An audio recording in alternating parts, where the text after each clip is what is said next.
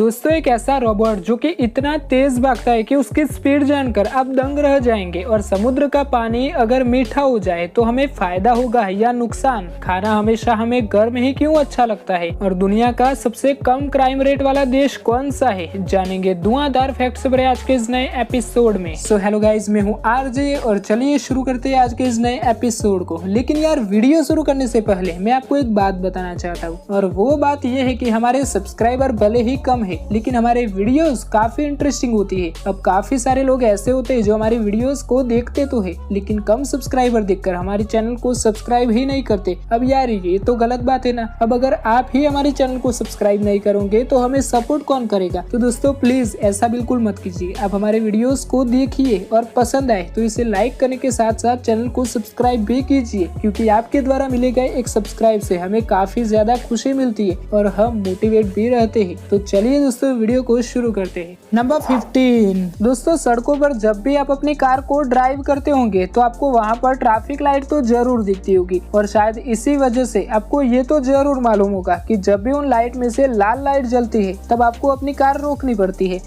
अगर red signal की बात करें तो उसके बारे में किसी को भी ये मालूम नहीं होता है कि वह कब ग्रीन होगा और इसी वजह से बहुत से लोगों के सब्र का बांध टूटने लगता है। हालांकि सर्बिया के एक डिजाइनर डेमजान स्टैनविक ने इसके लिए एक अच्छा सॉल्यूशन निकाल दिया है जो कि बहुत हद तक लोगों को राहत दे सकता है और उनके तनाव को भी कम कर सकता है। दरअसल इनके द्वारा एक ऐसी लाइट डिजाइन की गई है जिसमें रेड लाइट के साथ साथ एक टाइमर भी लगा हुआ है जो कि लोगों को बता देगा कि सिग्नल कब ग्रीन होगा। नंबर 14। दोस्तों अगर आप भी हॉलीवुड मूवीज देखने के शौकीन है तो आपने जुरासिक वर्ल्ड मूवी तो जरूर देखी होगी और ये भी जरूर देखा होगा कि उस मूवी में रैप्टर नाम के रोबोट का इस्तेमाल किया जाता था जिसमें इंसानों की तरह प्रोस्थेटिक पैर हुआ करते थे और वो बहुत ही तेज भागने में सक्षम भी था। लेकिन शायद ही आपको इसके बारे में जानकारी होगी कि Korea advance institute of science and technology द्वारा साल 2014 में असल में रैप्टर नाम का रोबोट बना लिया गया था जो कि दिखने में हूबहू जुरासिक मूवी की तरह ही दिखता था। और दोस्तों इस रोबोट के अंदर भी 2 पैर है जिनमें अलग अलग मोटर लगाई गई है।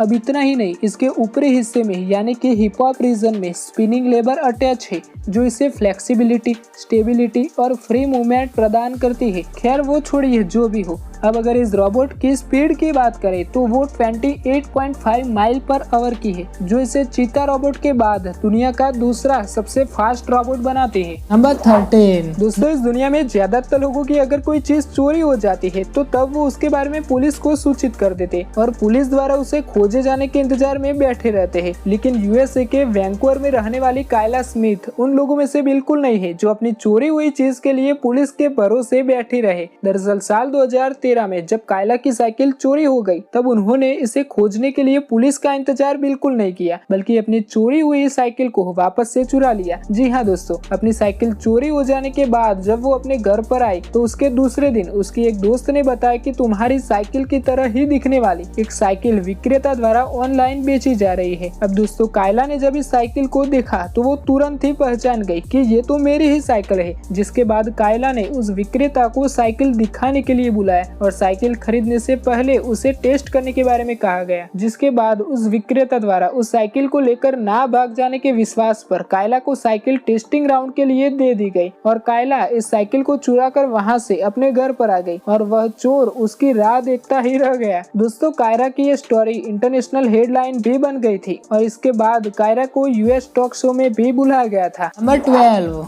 अब दोस्तों शायद ही इसके बारे में आपको जानकारी होगी कि एक सप्ताह में 7 दिनों की शुरुआत 500 BC के करीब बेबीलोनियंस द्वारा की गई थी जिन्होंने नेकेड आइज से दिखने वाली 7 नॉन फिक्सल बॉडीज के आधार पर वीक को 7 डेज में कन्वर्ट कर दिया था। दोस्तों अगर हम उन 7 नॉन फिक्सल बॉडीज की बात करें तो उनमें sun, moon, Mercury, Mars, Jupiter, Venus और सैटर्न आता है जिन्हें आज भी आसानी से देखा जा सकता है। अब दोस्तों वीडियो में आगे बढ़ने से पहले अगर आप इस वीडियो के बारे में कुछ सुझाव देना चाहते हैं तो मुझे कमेंट बॉक्स में जरूर बताना ताकि मुझे भी मेरी गलतियों के बारे में कुछ पता चले और अपने आप को और भी ज्यादा इम्प्रूव कर सकूं। नंबर 11। दोस्तों अगर आप जॉब करते हो तो आपको सैलरी तो जरूर मिलती होगी लेकिन यार हमारा सवाल ये है कि आखिर ये सैलरी शब्द आया कहाँ से है। तो दोस्तों एंशिएंट रोमन के सैनिकों को कभी कभी तनख्वाह के तौर पर नमक दिया जाता था। जी हाँ, नमक, जिसे आप लोग सॉल्ट के नाम से जानते हो। और ये सॉल्ट एक लैटिन वर्ड सैलरियम से लिया गया है, जिसका मतलब होता है कि नमक खरीदने के लिए दिए गए पैसे। और कुछ इसी तरह से सैलरियम वर्ड से सैलरी वर्ड आया है। तो दोस्तों अब आपको पता चल ही गया होगा कि सैलरी वर्ड कहाँ से आया है। नंबर 10, दोस्तों क्या आपको मालूम है कि स्पेस में सबसे पहली मौत किस इंसान की हुई थी? उस व्यक्ति का नाम है व्लादिमीर कोमारोव, जो कि एक सोवियत एस्ट्रोनॉट थे। दोस्तों कोमारोव की मौत 23 अप्रैल 1963 में हुई थी और उनकी मौत का कारण उनकी अपनी ही स्पेसशिप बनी थी, जो कि धरती पर वापस लौटते समय अंतरिक्ष में ही ब्लास्ट हो गई थी। नंबर 9, दोस्तों क्या आपके दिमाग में कभी ऐसा थॉट आया है कि अगर समुद्र में मौजूद पानी में से सारा नमक निकाल दिया जाए तो क्या होगा?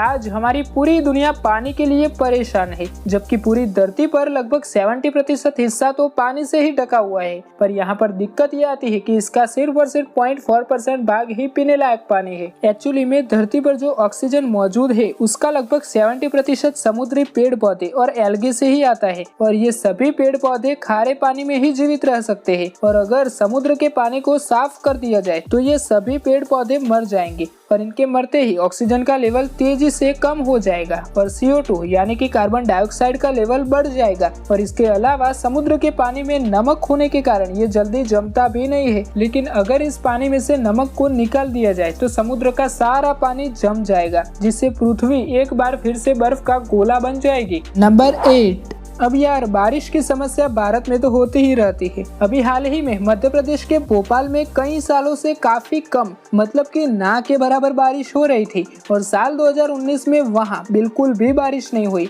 जिससे वहाँ के लोगों ने मेढक की शादी करवाने का फैसला किया, ये सोचकर कि शायद बारिश हो जाए। आप जानकर हैरान हो जाएंगे, पर यह शादी काफी धूमधाम से ढोल बाजा बाराती के साथ हुई थी। इस शादी में गाँव के सारे लोग आए थे। और दोस्तों इस शादी के ठीक 2 दिन बाद वहाँ पर बारिश होना शुरू हो गई और वहाँ के लोग काफी ज्यादा खुश हो गए। पर वहाँ के लोगों की ये खुशियाँ ज्यादा देर तक नहीं टिकी, क्योंकि वहाँ पर बहुत ही भारी बारिश होने लगी। और ये बारिश कई दिनों तक रुकी ही नहीं। ये बारिश इतनी ज्यादा बढ़ गई कि उस गांव में बाढ़ आ गई। इस बाढ़ में गांव का बहुत सारा नुकसान भी हुआ, फसल और घर सब कुछ बाढ़ में बह गया। और ये सब कुछ इतना ज्यादा हो गया कि गांव वालों ने उन 2 मेढक का तलाक करवाने का फैसला किया। और तलाक के ठीक 1 दिन बाद वो बारिश रुक गई। अब यार ये कोई चमत्कार था या कोई इत्तेफाक, ये तो कोई नहीं जानता। लेकिन यार हम इंसान भी अपने फायदे के लिए क्या कुछ कर देते हैं, है ना। नंबर 7, दोस्तों अगर आप भी दिन के 12 बजे पेट्रोल भरवा रहे हैं तो आप अपने पैसों का नुकसान कर रहे हैं, क्योंकि उस वक्त आपके द्वारा दिए गए पैसों से कुछ कम ही पेट्रोल या डीजल मिलता है। अब इनमें पेट्रोल या डीजल भरने वाले की कोई गलती नहीं होती है। दरअसल बात कुछ ऐसी है कि गर्मी के दिनों में जैसे जैसे सूरज उगता है वैसे वैसे तापमान भी बढ़ता है, जिसकी वजह से फ्यूल फैलने लगता है और इसका वॉल्यूम भी बढ़ता है। वॉल्यूम बढ़ने के कारण हमें फ्यूल थोड़ा कम ही मिलता है। अब मैं आपको यही बताना चाहता हूँ कि अगर आपको पेट्रोल या डीजल भरवाना ही है तो सुबह 9 या 10 बजे तक भरवा दे, या फिर शाम को 6-7 बजने के बाद भरवाइए, क्योंकि इस टाइम पर आपको बिल्कुल सही तरह से पूरा फ्यूल दिया जाता है।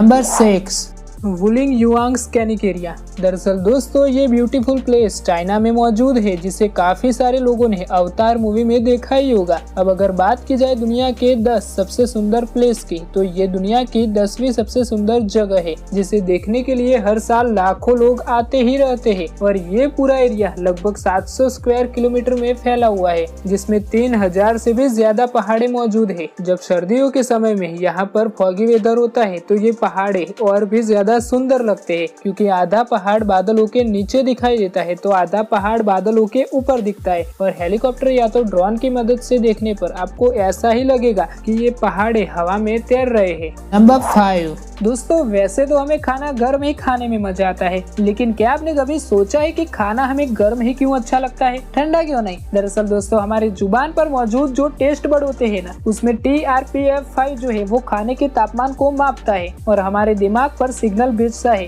जिससे कि हमें उसका टेस्ट पता चलता है। दोस्तों जब खाना गर्म होता है तो वो सिग्नल हमारे दिमाग तक बहुत ही फास्ट पहुंच जाता है, और उससे उल्टा जब वो खाना ठंडा होता है तो वो सिग्नल बहुत ही धीरे धीरे हमारे दिमाग तक पहुंचता है। इसका सबसे अच्छा एग्जाम्पल है आइसक्रीम। जी हाँ दोस्तों, आपने गौर किया होगा तो आपको पता ही होगा कि आइसक्रीम अगर बर्फ में जमी हुई होती है तो उसका टेस्ट हमें नहीं आता, लेकिन जब वो हमारी जुबान पर पिघलने लगती है तब उसका टेस्ट हमें आने लगता है। इसीलिए दोस्तों हमें गर्म खाना काफी अच्छा लगता है। नंबर 4 दोस्तों, हम इंडियन टीनेज का एक ख्वाब गोवा जाने का तो जरूर होता है, लेकिन यार अगर मैं आपसे कहूँ कि गोवा में कई सारे बीचेस ऐसे भी है जहाँ पर हम इंडियंस को जाना अलाउ ही नहीं किया गया है, तो आपको कैसा लगेगा? दरअसल हम इंडियंस को ही अपने देश के इन बीचेस पर जाने की परमिशन इसलिए नहीं है क्योंकि इन बीचेस पर फॉरेनर गेस्ट आराम से बिकनी पहनकर और कुछ जगह पर तो नेकेड भी घूमते हैं। अब जाहिर सी बात है कि भारतीय लोग अभी इसी तरह के कोई विदेशी कल्चर को नहीं अपना पाए हैं और उन्हें ऐसे माहौल में कोई दिक्कत ना हो, इसीलिए हम इंडियंस के लिए इन बीचेस पर एंट्री ही बैन कर दी है।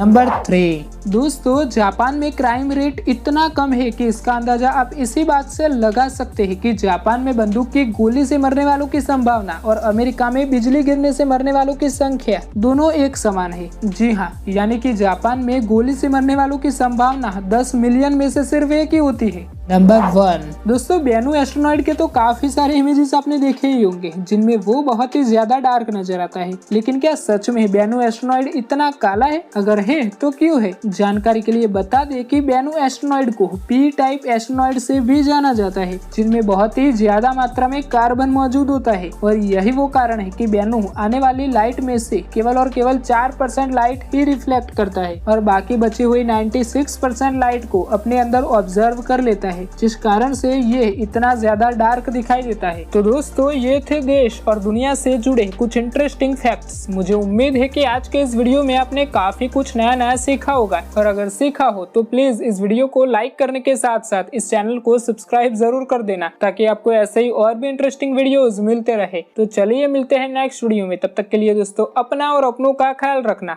धन्यवाद।